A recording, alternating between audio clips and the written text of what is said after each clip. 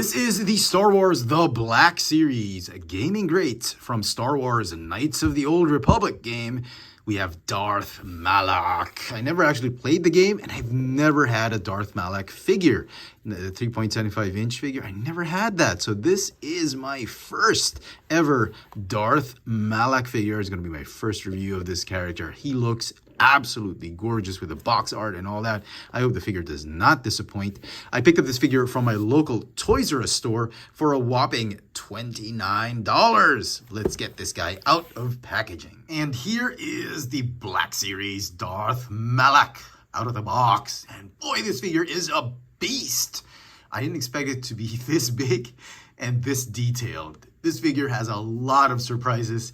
I really thought this was just going to be some mediocre figure that Hasbro's put out and I'd be a quick flip after reviewing it. But no, this figure is an absolute for keeps figure.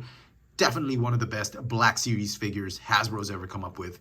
Let's take a closer look at the details of this new Black Series Darth Malak. Head to toe, the figure stands at about 17 centimeters or about 6 3/4 inches tall. And for comparisons, here he is with the Black Series Darth Vader from The Empire Strikes Back. We've got Darth Revan and we've got Bastila Shan. So the figure comes with his signature lightsaber with a sort of semi-orange, like orangish red translucent plastic for the blade. The hilt, the lightsaber hilt, has some incredible sculpting on it. The only thing I'm not a big fan of is that silver paint. It looks too cheap. It's not as metallic as I want it to be. Yeah, it just feels so shoddy. I don't know, they could have chosen a better kind of metallic silver paint, but it's okay. The blade is removable, just be very careful. It's on a semi-flared peg, a little bit flared. It's very tight, so you just better be careful when you're removing so you don't shear it off. The figure itself sports a nice soft goods semi-cape. The rest of his garb is made of soft PVC material. He's got mostly red on his tunic, his uniform. His outfit is red pants, some black boots. The red paint on his upper armor with his lower tunic doesn't seem to match though, but I think that's how it is in the game. This silver paint that they used for his collar, I think is a whole lot better than what they used for the lightsaber. I think it's the same one. I don't understand why it comes out better on his collar. Let's take a look at that head sculpt. Man, it's a beautiful sculpt, painted beautifully as well. You got that scar on the side. The eyes are painted nicely. Forehead tattoos. Very, very cool mouthpiece. Done in this metallic gunmetal gray paint apps. And you can actually unfasten that mouth guard to reveal his actual mouth. Wow. And I think this is the main selling point for this figure. Fantastic sculpting. And I like the fact that, you know, they've sort of done a ball joint hinge, I think, at the base of that, the base of the head, the neck, just to allow this kind of gimmick. It really is something. Articulation of this figure, the neck is on a ball joint. I believe it's a triple ball joint up here, ball joint in the middle, ball joint at the base of the neck, ball jointed upper torso, ball jointed midsection at the waist. He's got some butterfly hinge joints. The shoulders go in and out, forward and backward 360. Elbows, sadly, are not on double hinges. They are on a single hinge with a swivel.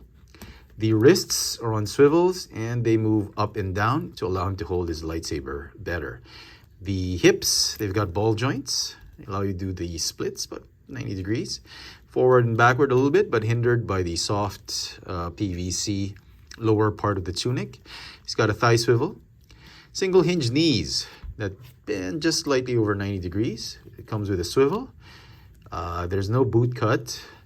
The ankles allow the foot to move up and down and have the rocker tilt. The joints are pretty solid. So despite being a very tall figure, you won't have to worry about this thing toppling over and all that. The hinge joints for the ankles in particular, very, very stable. It's not going to topple over despite being such a big and heavy figure.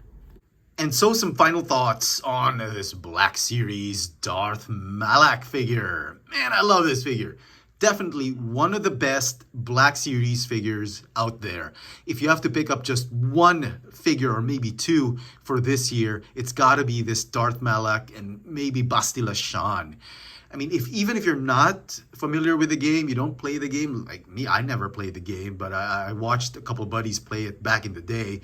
I mean, this is still an amazing figure to pick up because it is one of the best engineered figures that Hasbro's ever come up with for the line. It has fantastic details.